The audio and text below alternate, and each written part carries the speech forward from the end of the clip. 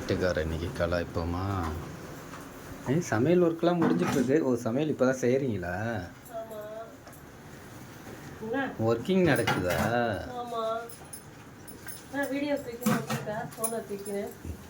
சும்மா உங்ககிட்ட பேசுவோமே. சும்மா பேசணும் தானே வந்திருக்கேன். நான் ஒரு கேள்வி கேட்கறேன், அதுக்கு பதில் சொல்றியா? சொல்லுங்க. நீ எவ்வளவு பெரிய அறிவாளி, எல்லாத்துக்குமே கரெக்டா பதில் சொல்றல. அப்ப இந்த கேள்விக்கு கரெக்டா பேசணும், ஓகேவா? அறிவாளி கிடையாதுங்க, பதில் சொல்லல. எனக்கு தோன்றதே இப்படி நடந்தா கரெக்டா இருக்கும்னு சொல்றேன். சரி, இப்ப தோன்றத கரெக்டா சொல்லு. சொல்லுங்க. ஓகேவா? கேப்பம் கரெக்டா சொல்லணும். சொல்லுங்க, கேளுங்க. சரி, உங்களுக்கு வந்து உங்க அம்மா அப்பா முக்கியமா இல்ல பொண்டாட்டி பிள்ளைங்க முக்கியமா? சரி, நாளைக்கு சொல்றேன். நான் நாளைக்கு சொல்லு, இன்னைக்கு சொல்லு. நான் திடீர்னு இப்படி சொன்னா எப்படிங்க? சொல்லு, எனக்கு தேவைப்படுது, சொல்லு. இது வந்து பெரிய பெரிய ஜீனியஸுங்களே திணறக்கூடிய வார்த்தையாச்சு. அதுதான் நீங்க சொல்லுங்க. எனக்கு இப்ப எனக்கு தோன்றதோ சொல்றேன், தப்பா நினைக்க கூடாது. தப்பா நினைக்கிற மாதிரி சொன்னா நான் தப்பா நினைப்பேன். அப்ப அடுத்த வாரம் சொல்றேன். எனக்கு இப்ப சொல்லு விஷயத்த. இப்ப இது வரைக்கும் எல்லாருமே என்ன சொல்றாங்க? பொண்டாட்டி தான் முக்கியம்னு சொல்கிறாங்க, ஓகேவா? ஏன்னா அவங்க தான் நம்ம வாழ்க்கையில் கடைசி வரைக்கும் வருவாங்க. நான் எங்கேயோ இருந்து வந்த பொண்ணு நம்மளுக்கு பாடுபடுது அப்படி இப்படின்னு சொல்கிறாங்க. எங்கள் அண்ணன் அஜித்து கூட ஒரு படத்தில் சொல்லியிருக்காரு, பொண்டாட்டி தான் முக்கியம் அப்படின்ட்டு.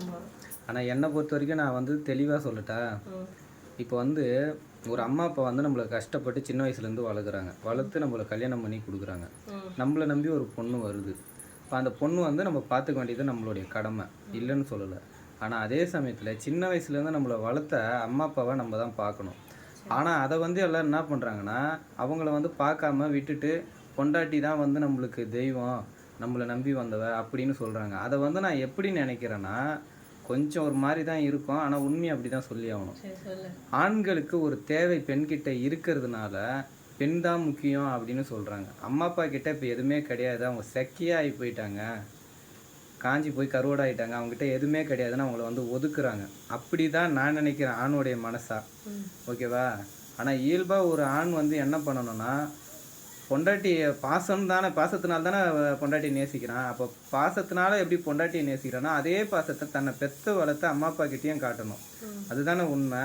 அப்படியே இரு, நானும் சொல்றேன், நானே கேட்குறேன். இப்போ பெத்த தாய் முக்கியம்னு சொல்றேன், ஓகேவா? முக்கியம் இல்லைங்க, பாசம் விசில் கூட அடிக்கிது பாருங்க.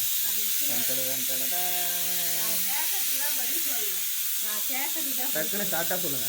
இப்போ தாயின்றவங்க யாரு? ஒரு 4 பிள்ளை பெற்றாங்கன்னா அந்த 4 பிள்ளைகளுக்காக தான் அவங்க பாடுபடுவாங்க, எல்லாம் செய்வாங்க.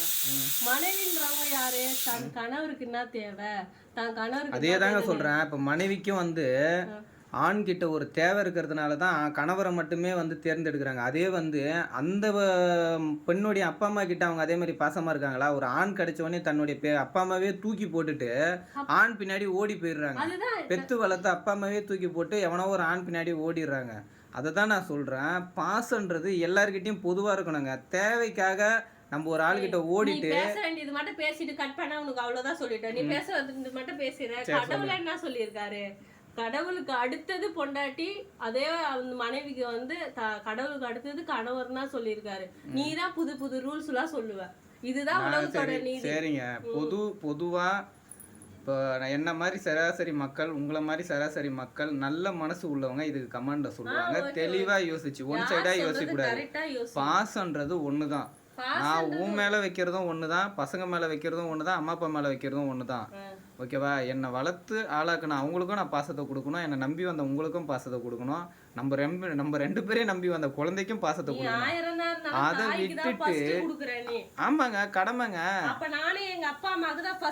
கொடுங்கன்னு தான் சொல்றேன். உங்களை யாரும் கொடுக்க வேணாம் நான் சொல்லவே இல்லையா? இது தாங்க ஒரு பொண்ணுக்கும் அதுதான் கடமை, ஒரு பையனுக்கும் அதுதான் கடமை. பெத்து வளர்த்தவங்களை தூக்கி போட்டுட்டு யாரு ஒருத்தவங்க வராங்களோ அவங்க சுயநலவாதிங்க. தேவைக்காக தூக்கி போட்டு வராங்க. இது காதல் பண்ணிட்டு ஓடி போறவங்களும் சரி, கல்யாணம் பண்ணிட்டு அம்மா அப்பாவை தூக்கி போடுறவங்களும் சரி, 2 பேருக்கும் ஒண்ணுதான் சொல்லுவாங்க. ஓகேங்க, அப்படி வந்து நான் சொன்னது தப்புன்னு சொல்லிட்டாங்கன்னு வச்சுங்களேன், இதுக்கப்புறம் நான் பேசவே மாட்டேங்க வீடியோவை. ஆனால் கரெக்டுன்னு சொல்லிட்டாங்கன்னு வச்சுங்களேன், நான் பேசுவேங்க, நிறைய இது பேசுவேங்க. Very very நைஸுங்க.